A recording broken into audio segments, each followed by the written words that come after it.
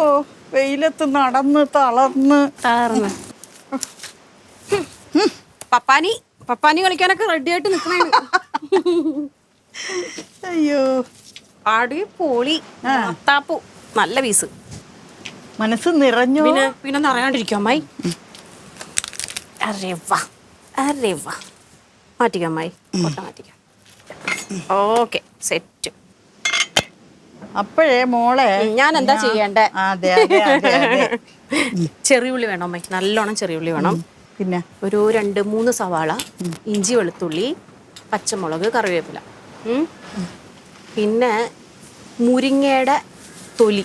മുരിങ്ങ മരത്തിന്റെ തൊലി.